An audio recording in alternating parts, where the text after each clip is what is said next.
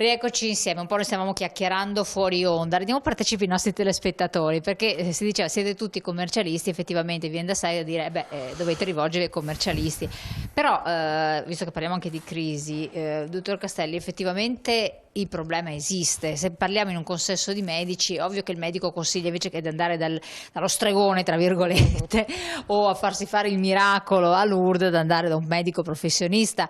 Siamo arrivati a un livello tale di patologie, di problematiche, dove se non ti rivolgi a un chirurgo esperto o a un infettivologo per stare sul tema, e così per stare nel vostro ambito, è difficile che le questioni vengano risolte, proprio perché, rifacendomi all'inizio della trasmissione quando dicevo, le leggi sono talmente tante e tanto complesse che non è più come una volta che basta il dipendente interno dell'ufficio amministrativo che risolve le cose, così o no? Purtroppo il tuttologo non esiste più, cioè esiste per evidentemente le problematiche più semplici. L'analogia con i medici è assolutamente corretta. Quindi il consiglio che si può dare agli imprenditori è quello, anche per gli imprenditori non è facile individuare il corretto professionista, ce ne rendiamo conto, ne stiamo facendo una grande sensibilizzazione anche al nostro interno affinché ci sia una crescita anche di specializzazione, ma è chiaro che il consiglio è quello di rivolgersi allo specialista. In questo momento di crisi a volte viene anche risulta anche più semplice per l'imprenditore incaricare, non so, un professionista che recuperi una nuova finanza piuttosto che un finanziamento da parte di una banca o uno strumento similare come uno strumento di salvezza, quando invece magari non è lo strumento corretto, questo è il perché problema. magari ottengo la finanza che mi costa anche parecchio, quindi sacrifici, e magari la brucio in 2 giorni e non risolve il problema, non la spendo nel modo corretto. Quindi questo è un esempio, non posso andare dal medico, dall'ortopedico quando ho male a un nervo, voglio dire, quindi questo è un po' il problema. Bisogna avere la fortuna anche di individuare i professionisti giusti e dall'altra parte invece l'imprenditore deve essere esigente e pretendere che il proprio consulente sia un esperto in quella materia. Questo è il consiglio che si può. Questo è bravissimo, bisogna anche pretendere, però l'errore che si incappa quando si è in situazioni di difficoltà, questo ne dico umanamente, magari vi rivolgo a lei dottoressa, è quella di dire: pur di risolvere questo problema mi affido a chiunque, a chi si presenta e mi pensa, perché io adesso ho in mente tante realtà, tante imprese con cui magari ho modo di parlare, con i titolari di impresa che mi dicono: ma tu che conosci, hai sentito eccetera, io ho bisogno di un finanziamento, ho bisogno di un qualcosa, fondo perduto, e lì veramente ti rendi conto che l'imprenditore ha bisogno di qualche cosa perché non ne sta boccheggiando, e ormai esasperazione estrema, il mio ragioniere, perché è una cosa che mi viene da ridere, il mio ragioniere, siamo ancora a questi livelli ed è così, mi sconsiglia di, che so io, accedere ai fondi europei anziché a quest'altro.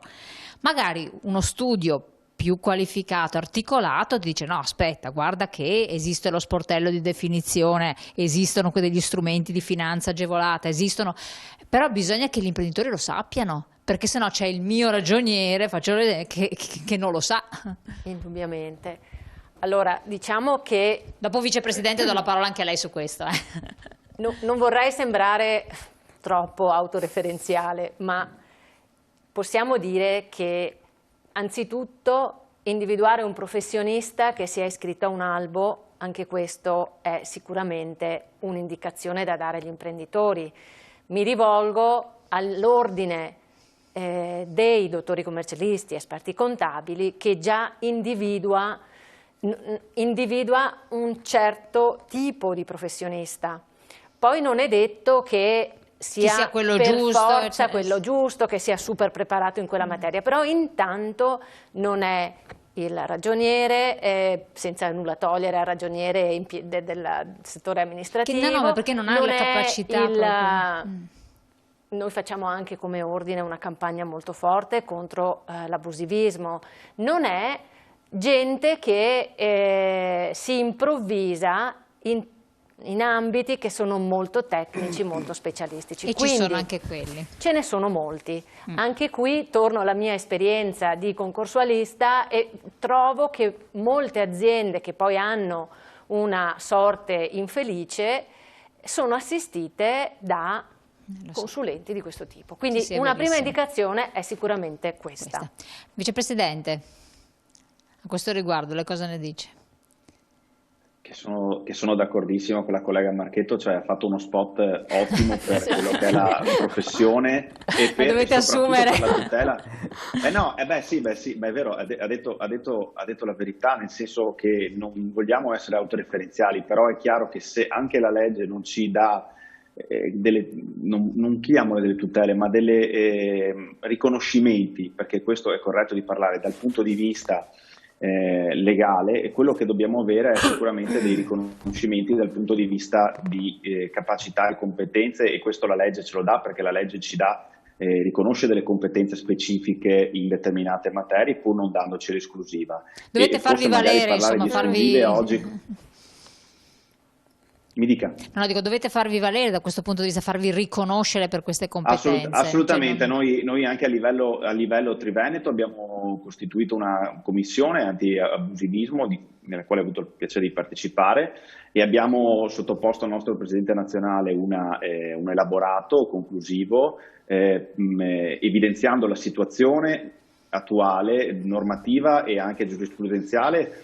Ed è una situazione nella quale noi dobbiamo convivere, ma dobbiamo anche farci sentire, perché sono sicuro che questa cosa non va solo a tutela nostra, perché può essere vista appunto come una battaglia dei commercialisti, ma deve essere vista come una battaglia del cittadino consumatore, cioè il cittadino consumatore deve essere, che non è in grado di valutare se il professionista di fronte ha delle competenze o meno, deve essere in grado che ci sia un ordine che dica esatto. Bene, iscritti a questo ordine garantiamo noi Stato, perché ricordiamo che l'ordine dei commercialisti è un ente pubblico, e garantiamo noi Stato che questi professionisti facciano al caso vostro, e quindi rivolgetevi a uno dei professionisti iscritti all'ordine dei dottori commercialisti esperti contabili.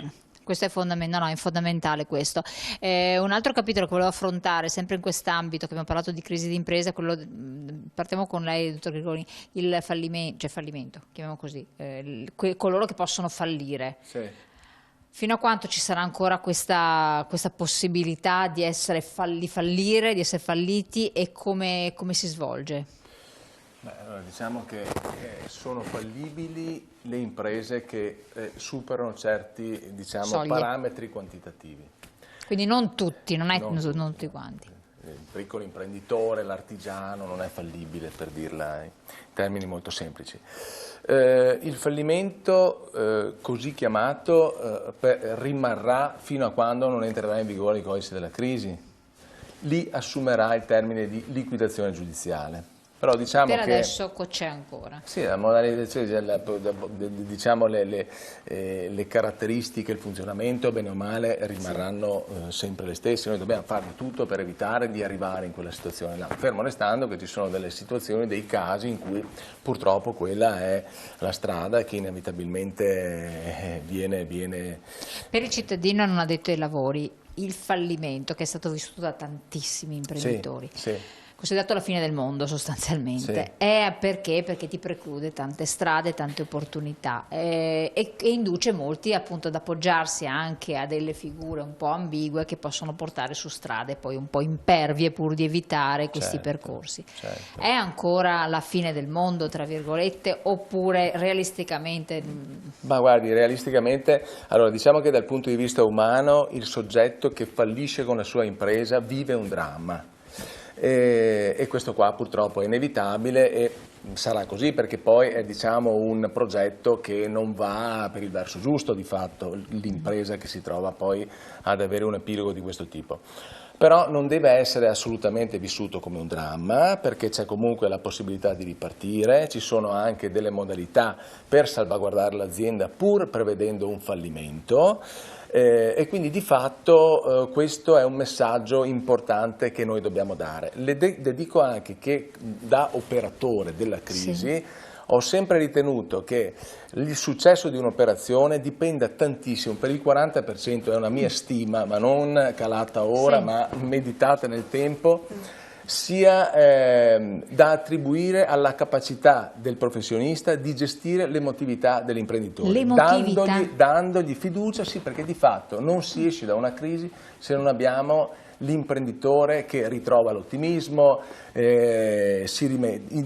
sente di potersi rimettere in gioco, vede comunque una prospettiva e questa gliela dobbiamo indicare. Ovviamente non è sempre possibile, però le dico che in tantissimi casi nelle procedure paraconcorsuali, nei concordati, negli accordi di strutturazione, nei risanamenti di impresa, quindi gli interventi che sono diretti a riequilibrare, quindi a far ritornare in sesto l'impresa, questo è essenziale, è assolutamente fondamentale. Poi il fallimento porta con sé tutta una serie di ricadute sul piano familiare, patrimoniale e quindi ecco, l'assistenza psicologica è davvero un fattore determinante in ogni successo. No, questo è molto importante, attenzione, sì. Molto importante. Vicepresidente, diceva di una soglia, e per i soggetti invece sotto soglia, il sovraindebitamento che cosa comporta? Non falliscono? No, i soggetti che non possono fallire appunto non falliscono, però è chiaro che devono cercare di avere uno sbocco, di cercare di trovare una soluzione. Ecco perché è stata fatta ormai nel lontano 2012 la legge, quella che è stata rinominata salva suicidi, quella del sovraindebitamento, che ha istituito il sovraindebitamento.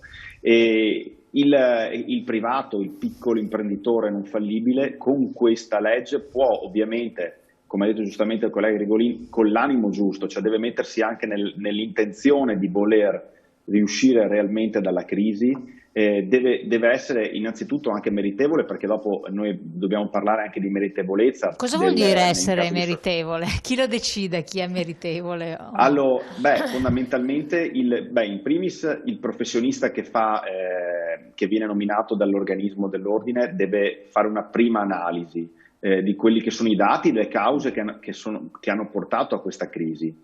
E poi è il magistrato, il giudice che verrà indicato dal tribunale a giudicare la meritevolezza o meno del debitore. È chiaro che la meritevolezza è un concetto astratto, sicuramente un concetto che porta anche un senso di moralismo in sé, però di fatto si sta andando verso una volontà di cioè la meritevolezza sia quando non si è voluto aumentare colpevolmente i propri debiti, cioè io sapevo di avere un certo tipologia di reddito e sono andato a comprarmi l'auto troppo costosa, ho fatto delle spese eccessive, e questo è voglio dire una mancanza di meritevolezza, cioè essere andati oltre alle proprie possibilità, un indebitamento oltre i propri limiti. Questo è fondamentalmente in estrema sintesi la mancanza di meritevolezza. E pertanto ecco che in aggiunta a tutto quello che abbiamo detto, sicuramente diciamo che una lezione bisognerebbe anche portare una maggiore consapevolezza ai cittadini e quindi anche attraverso delle strutture pubbliche che poi possono essere gli ordini, ma possono essere anche i comuni, penso fare delle piccole lezioni di finanza anche domestica, perché è chiaro che quello che ho riscontrato è che molto spesso le persone non si accorgono che stanno andando oltre le proprie possibilità, cioè non lo fanno volontariamente, lo fanno senza saperlo, senza capire realmente che stanno superando dei limiti al di là dei quali poi ritornare indietro si può salvare, si può appunto esdebitare come diceva la collega, però diventa tutto molto più difficile. Ecco che allora anche una cultura della corretta economia domestica, della corretta economia aziendale sarebbe importante da far passare ai cittadini come messaggio. Assolutamente.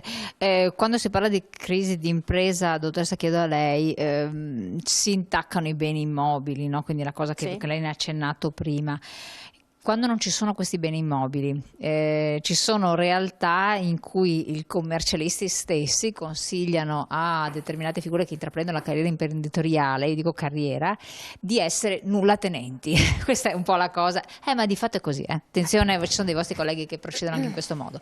Allora a questo punto, quando si arriva al dunque di situazioni un po' critiche, non c'è trippa insomma per gatti. Che cosa può succedere lì, se non ci sono i beni immobili? Allora diciamo che siccome il principio della responsabilità patrimoniale prevede che ognuno risponda con i propri beni, è evidente che non ci saranno beni aggredibili. Poi forse occorrerebbe distinguere se siamo nell'ambito di impresa o in ambito privato. Nell'ambito di impresa evidentemente ci potrà essere l'azienda che ha dei beni, ancorché non dipende se poi è strutturata, se è una società, se è una ditta individuale. Nel privato è chiaro che l'assenza di beni non fa sì che il creditore resti insoddisfatto. Risponde il coniuge? Anche lì occorrerà andare a verificare qual è il regime patrimoniale dei coniugi, se è aggredibile o non è aggredibile.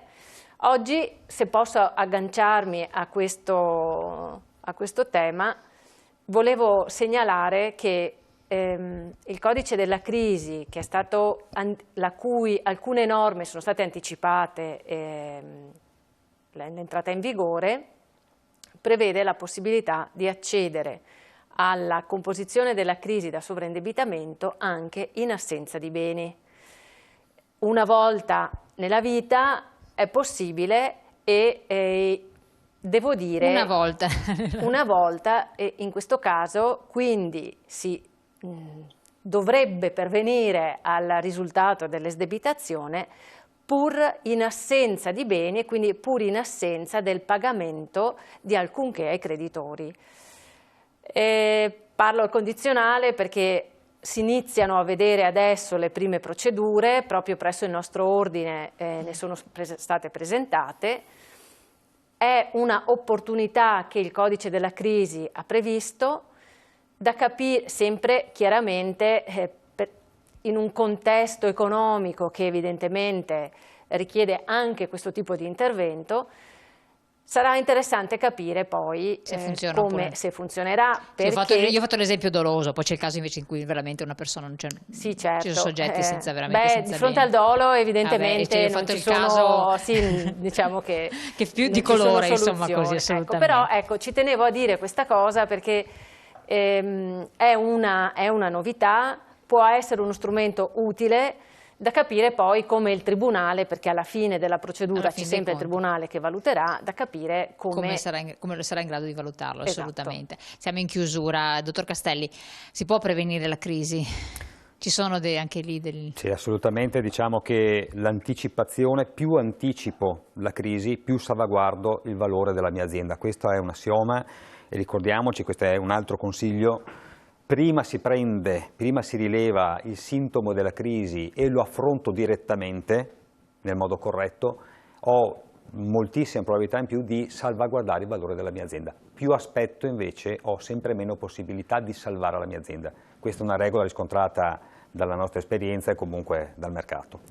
Quindi il consiglio è aumentare la cultura della prevenzione e della pianificazione, come abbiamo già detto. Strumenti esistono? Strumenti esistono assolutamente, l'importante è implementarli. Purtroppo lo Stato qui manca un po', nel senso che non ha incentivato con un credito d'imposta, visto che ne ha dati tanti ultimamente, un bel credito d'imposta per implementare questo famoso adeguato assetto organizzativo che è già obbligatorio dal marzo del 2019. Gli imprenditori sono obbligati a implementare questo assetto di prevenzione e programmazione. Ma non se ne parla, non se ne parla. Noi ne parliamo tanto, ma evidentemente gli imprenditori che sono sobbarcati tutti i giorni da nuove spese, nuove tasse, nuovi balzelli, evidentemente è un altro adempimento che fino a quando non è proprio obbligatorio, è obbligatorio per legge, codice civile. No, allora è obbligatorio? È obbligatorio per legge, codice civile e è stato anche affiancato da una maggiore responsabilità personale dell'amministratore che non adegua la propria organizzazione a questi strumenti.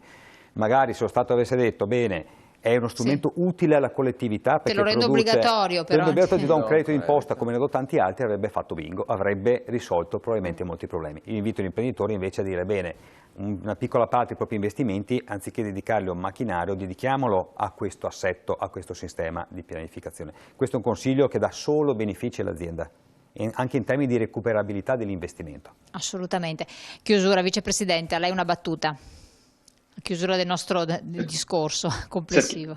Cerchiamo di dare un messaggio ottimistico, no? Positivo, di positività. Uscire dalla crisi si può, non dobbiamo, come dire, essere sempre negativi, anche in questo momento difficile, e sarà ancora più difficile in futuro, come abbiamo detto con i colleghi prima, però è importante cercare di riuscire a portare fuori dalla tempesta la propria nave, e sicuramente con dei professionisti, con dei commercialisti di fiducia ce la si può fare.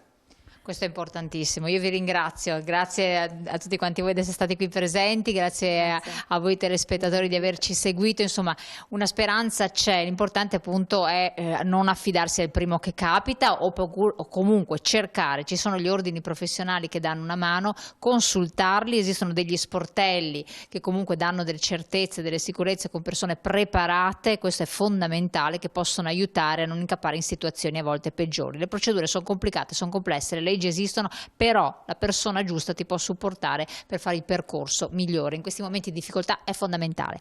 Vi ringrazio, restate sempre con noi, i nostri collaboratori, i nostri professionisti dell'Ordine Dottori Commercialisti Esperti Contabili di Padova, li lasciamo andare, noi restiamo insieme perché dopo parleremo di finanza. Grazie, tra poco. Buonasera.